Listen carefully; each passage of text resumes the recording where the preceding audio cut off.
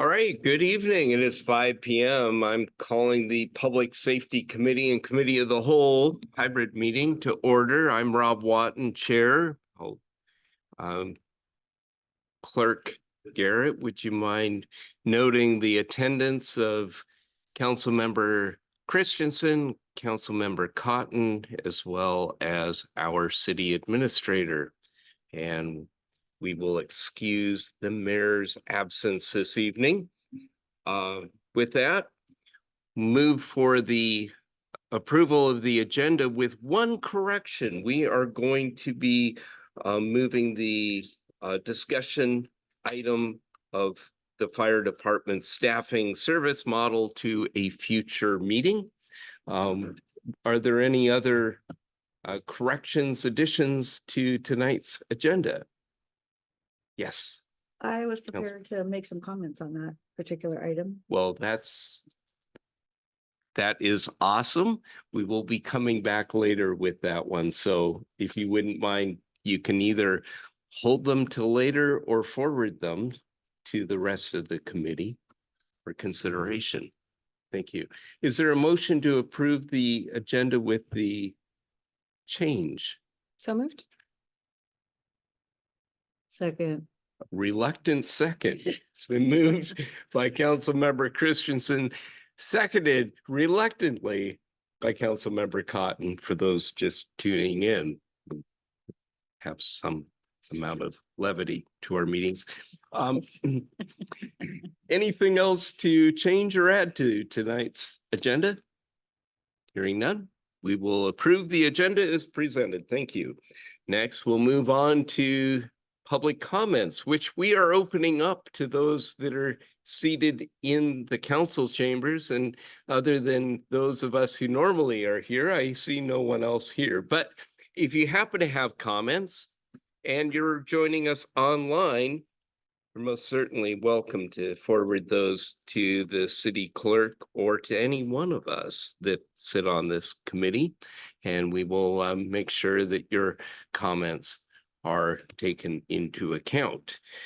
With that, unless there's anything from those in the room, I will close public comment. It is now closed. Minutes, we will move on to the adoption of the minutes. Is there a motion to approve the minutes as presented? I so move. It's been moved by Councilmember Cotton, seconded by Councilmember Christensen. Any discussion? Changes? Hearing none, we will accept the minutes as presented. That brings us now to the next thing. That's the agenda bill, authorization for fire department vehicle purchase. I will call upon Chief Bailey to present this item. Good evening, Chief. Good evening. And just to follow up earlier, the removal of the agenda was at my request, and I'd be more than happy to talk to you afterwards, Councilmember Cotton, just to explain it a little bit more, but that was at my request this morning. Okay, going to share my screen here and bring up the agenda bill. I know this wasn't originally on the agenda that was turned in, but it was something that police, finance, admin had all been working on last week. Thought maybe they were going to be here, but I can be more than happy to kind of give you a little bit of a background of why we got here and what we're trying to do and why we're trying to move forward with this right now. So the vehicle that we're talking about replacing is the Ford Explorer, the 2024 Ford Explorer that Chief Carrera usually was the one that was driving that one around, was being used as a staff car when he left. I was going to be taking it back once the new deputy chief came on. That was involved in a non-injury accident back in April, beginning of April. We thought there was going to be about $14,000 worth of damage to it. It was from hitting a sign, a stationary sign. One of the firefighters hit a stationary sign and kind of drove over the top of it at slow speeds. We eventually got it into the down at Alpine Coachworks, where the city takes their stuff to get it looked at. And they came back and said there was more damage than they thought. There's actually damage to the frame underneath. and the insurance company deemed that it was unsafe to fix. So they said, the insurance company from the WCIA said it was a total loss. So that kind of put us back into, okay, how are we going to get this vehicle replaced? We need 3 staff vehicles, especially with the new deputy chief coming on. We have myself, the deputy chief, who would be responding from home if needed. And then we needed a vehicle for the training officer to go back and forth to meetings. So we started looking into, with Fleet, with Don, at Fleet, how we can get this accomplished. Unfortunately, we're looking at, probably a year to order a vehicle was going to be a year out just because of what's available and how long it takes to get things. So we were trying to come up with another option. The plan that we came up with is looking at vehicles that were ready right now. Maybe didn't quite meet the needs of the department in regards to how it came, but we could modify it to what the fire department needed. So we were looking at a pickup truck, replacing the Explorer with a pickup truck, which the department would then have for 10 years. Would give us 2 pickup trucks, one with a canopy, one without, so that we had kind of a little bit. Right now, the one with the canopy, we're not allowed to have anything big in it just because of the canopy in the box. So we thought getting one with a tonneau cover would allow us to haul bigger things if we needed to. And then down the road, in a couple of years, when the Silverado is supposed to be replaced, when we have more time, we can look at passing things down and then maybe getting some kind of an SUV that would make sense for the fire chief. But getting a pickup truck available now met the needs of the department. Dina was able to speak with WCIA because they require a light vehicle for the insurance. She was able to speak to them and work out with them that a pickup truck met the needs. And so they agreed to waive the light vehicle for replacing the Explorer. The costs were going to be pretty close to the same, right around just above $50,000, and then the insurance company would pay for that, and then the upcharging or the outfitting, radios, lights, all that kind of stuff was going to be on top of that. That would also be paid by the WCIA. So Don was able to go out and, it's hard to get some of these quotes and things on a quick, we're trying to get as quick as we can, still making it, make sense for the department. So he was able to find a vehicle at FCI, which is the company in North Bend that does all of the outfitting for the police and the fire department. They had one that was actually on order and was supposed to show up in a couple days, and they were able to, he was able to work out a package deal basically to get everything done with that vehicle that we needed, and still probably come in more than likely less than what they were going to be if we were getting a Ford Explorer Interceptor with the insurance money. So that's what this agenda bill here is to get the pickup truck to replace 606. From what I understand in regards, we had to bring this to the council because it's over 50,000, but the insurance costs are more than likely going to pay most of the fees associated with this vehicle.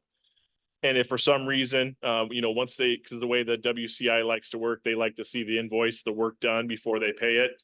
But what we've looked at is they should be paying for most of the vehicle. And then if there is anything left over, money was saved in the vehicle replacement fund for that vehicle, which is around, from what I was told by Don, around $30,000, because it was a 2020. Money was saved every month for its replacement because we now wouldn't be replacing it for a couple of years. We could possibly get, if we need to, if all the money for the vehicle isn't covered by insurance, if there's a little bit left, we could use some of that money, or we could use the fire department budget to round out the cost of this vehicle.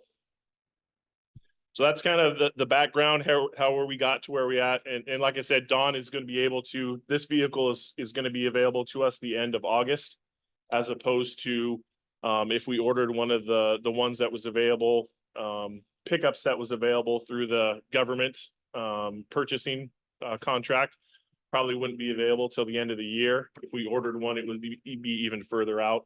So he said he'll probably be able to get it to us the end of August. The other reason why we had to do this is if we weren't able to get something right away, we had to order something, we would probably be looking at renting a vehicle for many months, which doesn't make sense financially. So that's kind of why we had to kind of push this along. So this is what Don and I came up as the quickest way to get what we need and make sense for the city for replacing that vehicle that was totaled by the accident.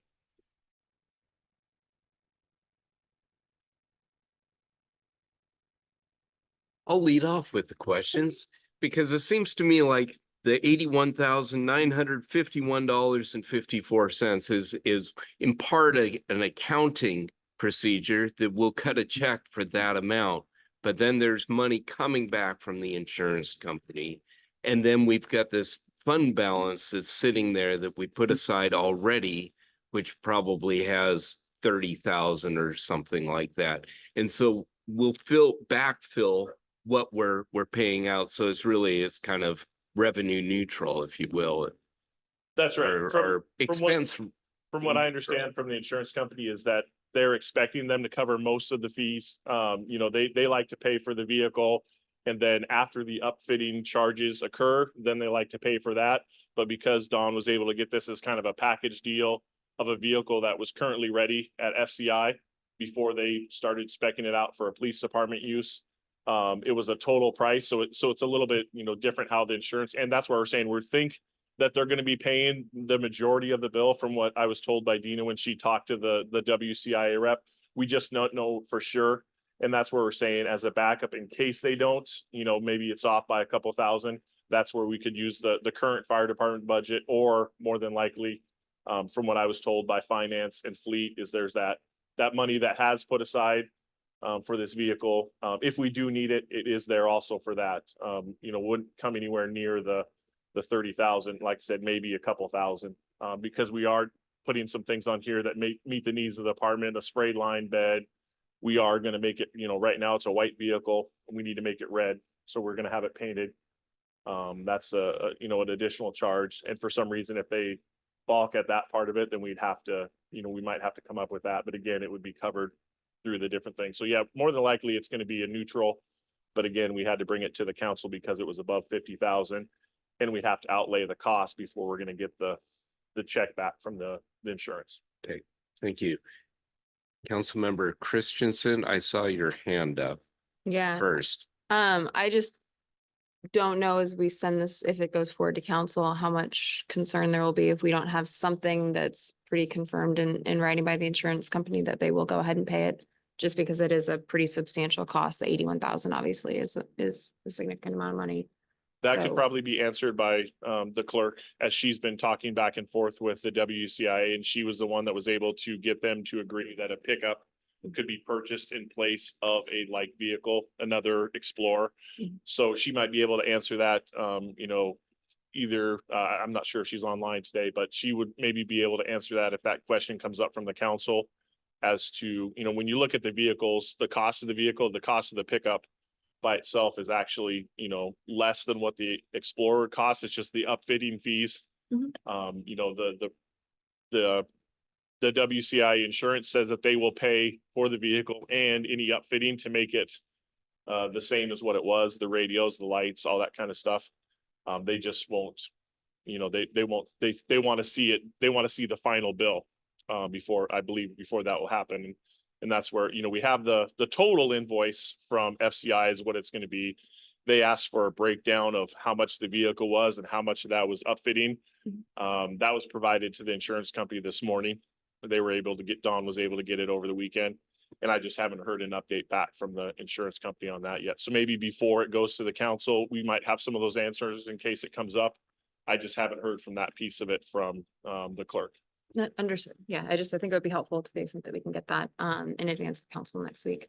And then the other question that I have, and I'm assuming that it is a no, because I'm pretty sure that the upfitting would be completely different, but I'm assuming that this is not a truck then that could be used or further upfitted to do any of the brush firework, correct? No, that would be a lot more expensive and a heavier duty truck. what I figured. It'd have to be a 1 ton.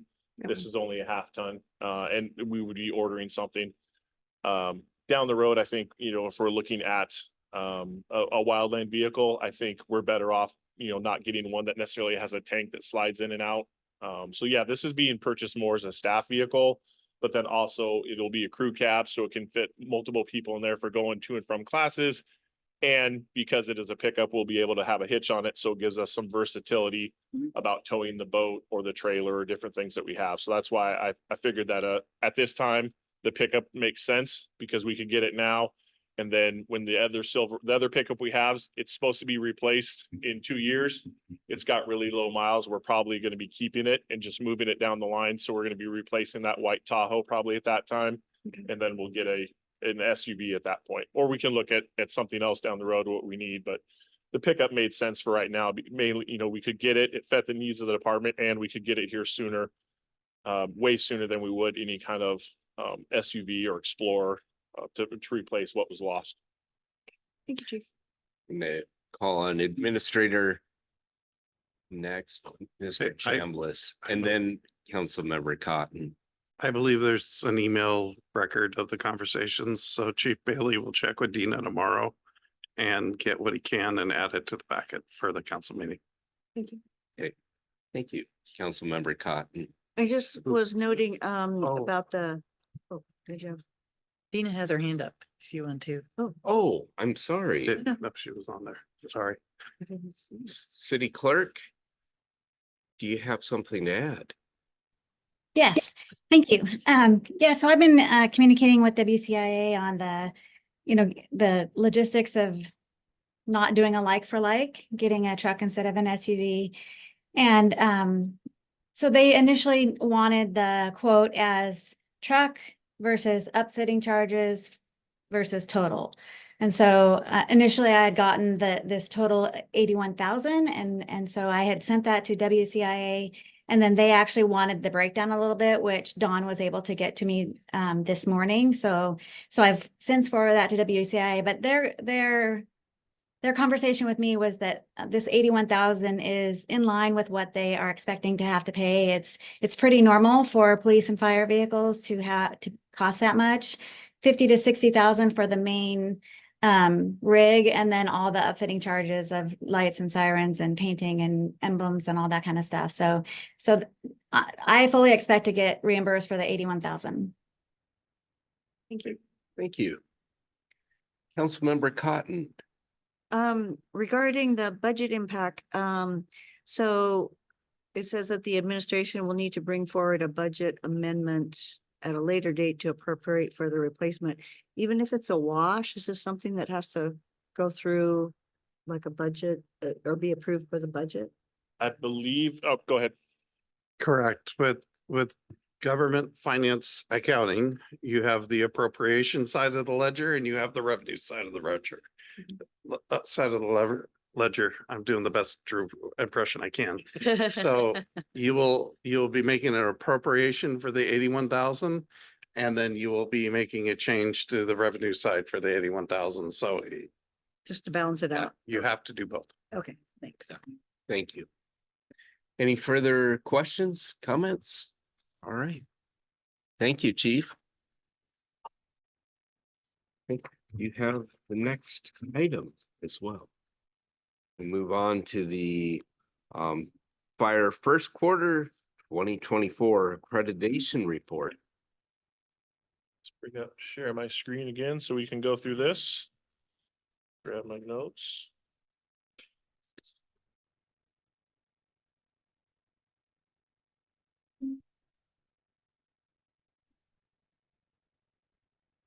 Okay, as we've done in the past, this is, let me scroll back up here to the beginning so you can see from the top as we go through this. Every 3 months, we look at it quarterly, just to make sure that we're staying on track with what we're doing for accreditation, just to kind of report out to the council how things are going in regards to our strategic plan, response times, things like that. I have made some changes from what we've done in the past, and we'll highlight those as we get to them in regards to some extra information I added at the request after we had the last talk about the accreditation for the end of 2023, our quarterly report. Some of the information hasn't in the beginning. There are a few more accredited fire agencies. I think the last one was down at 301 or 302. So we've updated that. So after the last round in March, a few more accredited agencies. As this was a report for the first quarter, it talks about how we're planning to have our accreditation site visit. Obviously, we've had that since then, but because this covered the first months, I wanted to make sure we kept it in the right tense. So that's why it talks about how we're planning for the meeting in early April, just to make sure we covered it right for the first 3 months. The work plan, nothing's really changed on the work plan just because, again, I've reported out, we're waiting for that strategic plan. We do have it scheduled for the end of July. And then it's going to be coming, once it's completed, it's going to be coming to the council probably September, October, based on their timeline for the final approval. Once we have that draft, I'll be bringing the draft to the Public Safety Committee probably in August, so we can finalize it, see if there's any changes before we take it to the whole council. Based on their timeline to September, October, I think was the final approval on that. So we'll be seeing a lot of changes to that piece once we get that new strategic plan in place. So we're looking forward to getting them to come in the end of July, the vendors to come in and do that for us. The next one here is to talk about our incidences. So you can see that we've added there for 2024 is our black line. You can kind of see where we ended up. Very similar to the other years. We started out by dropping January, and then kind of building back up January, February, March. And a lot of that's just because the winter months obviously aren't as busy as the summer. We don't have as many visitors, but you can see that we started out higher than we have in the past, just based on the other years. So we're, although we have that normal dip, we are, higher than we have in the past. So we're on track to, be the same as our highest year, if not a little bit higher. You can see there by the months, what our responses are for the month. Just looking back at the previous years, you can see how we did start out a little bit. You can see in January, we had 156 versus in the 130s the last couple of years. So we're already ahead of the curve a little bit. So for the period, the end of the first quarter in 2024, we ended up with 421 calls. You can see that there on the graph. Diving more into incidences, we have the difference between 23 and 24, that the type of incidences. For the most part, they say generally it kind of goes back and forth, but you can see our false alarms for 24 have gone up a little bit. Our good intent has gone down. Our EMS has gone down a little bit. I mean, it kind of varies, especially with only one quarter worth. It'll kind of balance out, but really we stay right about the same from year to year. Mutual aid given and mutual aid received, we're a little bit behind on aid given and received. So we had a little bit more in Snoqualmie only calls, how we like to say it, calls where we just responded to.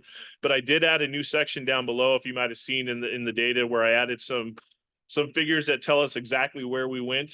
So you can see there that we went to Eastside Fire and Rescue, the 129, Fall City, 10.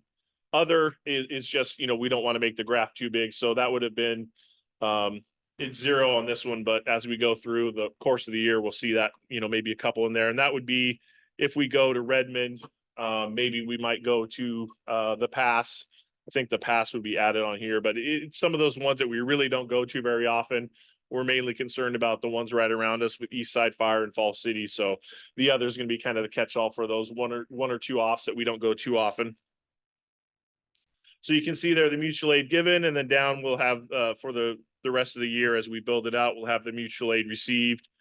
And looking back over the years, it's the Fall City numbers stay pretty close to the same from year to year. It's the East Side ones that have jumped up in the last couple of years, and we'll see that as we go throughout the year. But I just wanted to add that as just another piece of information as you look at how many times we've gone in and out. Any Councilman Watt. Reeve? Yes. Please. Thank you, Chief. And Chair, do we also have the stats on how many units are coming for mutual aid as well? I know that it's not pictured here on the chart since that's done by incidents, but do we track the number of, for example, units that come? I could probably come back and say whether it's, multiple units, as in it's, because a lot of these where we go to Eastside or we go to them, it's, 1 or 2 for those car accidents. I could probably come back and tell you if it's a bigger incident, which would point to like a fire or something like that. I could give you a number of how many calls. It would be difficult to tell you how many units. I could, it would be hard to show in the quarterly report because it would take up a lot of space, but those numbers are available that I could get. I can look at the call and see, okay, there was 8 Eastside units, 1 from Fall City, 1 from Redmond, so I can get that from the data. I think it would just be hard to show it on the quarterly report because it would take up a lot of space, but those are available. I could go back and get those.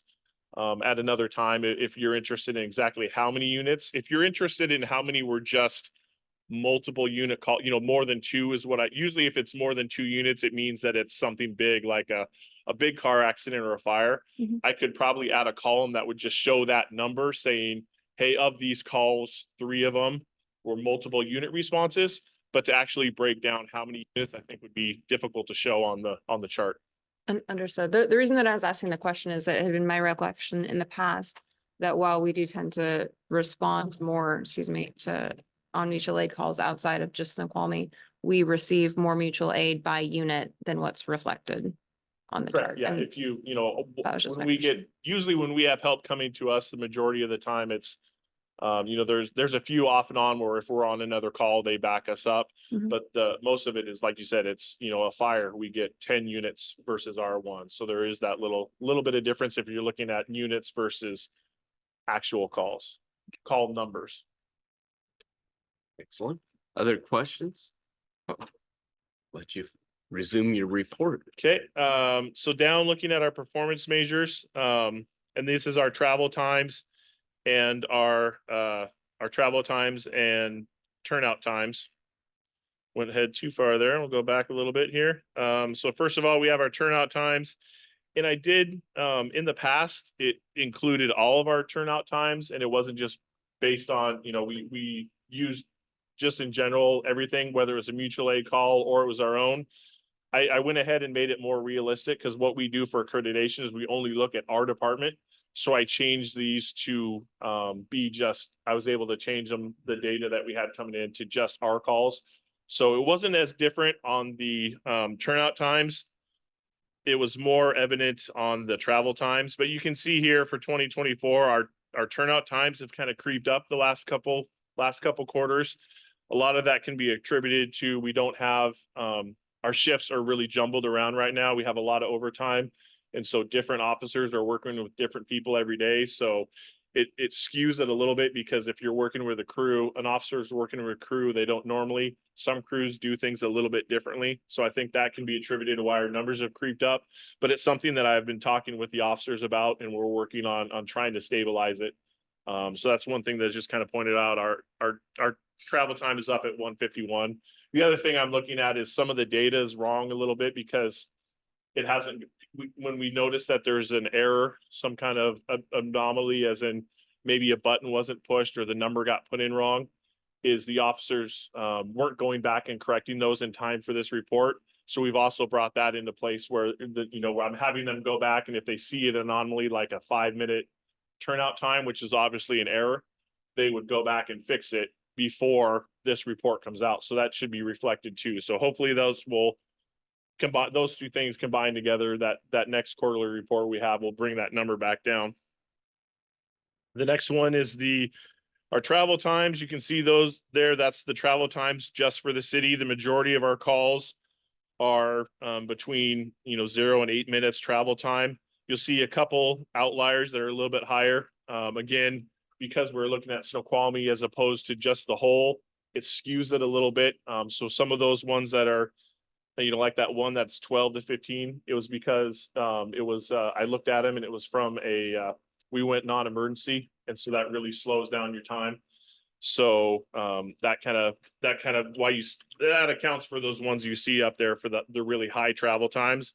But if you look at our percentile, because we looked at just Snoqualmie as taking out East Side, Fall City, you'll see the number went way down from before. We were up in the 12, 13s outside the city. Now we're looking at more realistically what we do here in town, which is 821. Oh, sorry. Oh, Councilmember Cotton.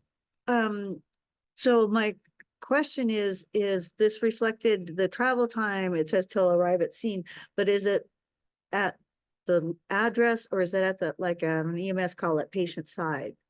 It's when we arrive at the address, not patient side. So what about on a trail rescue? You get to the trailhead and then you got to hike. It shows it the travel time to the scene, and then we don't account the CAD report, although they ask for 2 patient side. It's not how we track it with accreditation. We track it to the call location. One thing that we've been working on from a county level is to tweak how it's done at the CAD, the numbers coming from Norcom, just because, and it has to do with more the standby calls or the staging calls. When we get called to, with the police department, we get called to a scene that maybe might not be safe for us yet, and we have to wait for them to give the okay. It says, we say that we're staging. And it used to be the way we switched CAD, not we, but the county switched CAD systems, as in who was doing the reporting. And it used to be that when we showed that we were on scene, the clock stopped, even if we were staging. Whereas the new one, we had to take a couple extra steps. So the clock was still ticking, saying that you're responding while you're sitting there staging, even though you're on scene just waiting for clearance from the police. So there's a couple tweaks that are trying to be done from the county level in regard to the new CAD system. You know, and it kind of filters down to us just because, you know, there's some bigger departments that have, you know, 2 or 3 different data analysis, you know, data analyst people that, you know, have a lot of time to work on these things. And so we're paying attention to what's going on, and we're listening, and I'm reading a lot of the notes, but really it's being driven by the Bellevues, the Redmonds, some of these bigger departments that have full-time data people to try and iron out exactly what's going on and trying to get a new, you know, get the new CAD system to really filter down how that information is coming to us.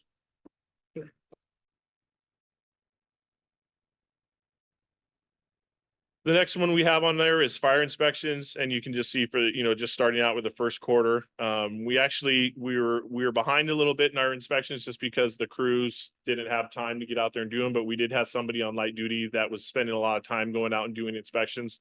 So we're able to get caught up with a lot of them that we were behind at the end of the year. So you can see that the number for the first quarter there, 63, is how many we did. I gave you a list of the main things that we usually see, which again is most of it's fire extinguishers, cords in the wrong spot. Sometimes it's the, you know, illegal storage, but it's typically stays pretty, you know, the percentages stays pretty much the same from year to year. The last one we have on there is our quarter loss. For the first quarter, we just had 1 fire. I added in a new column there that tells you what the fire type is, just so you have an idea whether it's a house fire, a vehicle fire, what we're talking about. So I added that fire type in there so you can see for the 1 fire we had was in beginning of February, was a picnic shelter. I believe it was Azalea Park. There was a picnic shelter. There's some damage too from something that was put in the garbage can. So that's where you can see the you know, the property was pretty minimal there, 15,000. They figured it took about 3,000 for them for Parks Public Works to repair it. So when you look at our 2024 for this first quarter, our annual property, again, we look at the percentage saved. Because this one was pretty low, our number, you know, went down to about 80%, but you can see the risk there. And then the save, the majority of the picnic shelter was able to be repaired without having to rebuild the whole thing. So that we came up with 80% for a percentage save for this quarter. So that ended the end of the report. Again, like I said, I added a few more categories in there. If there's anything else that you see throughout the year, we can always, it's pretty easy to add different things in. If there's things that you want to keep track of or things that maybe you want to look at, again, I'll try to keep making it more user friendly so that you understand what it is exactly you're looking at. Okay, excellent. Thank you, Chief. Any questions, further questions? None? Right. Thank you very much for your presentation. Stop that shit.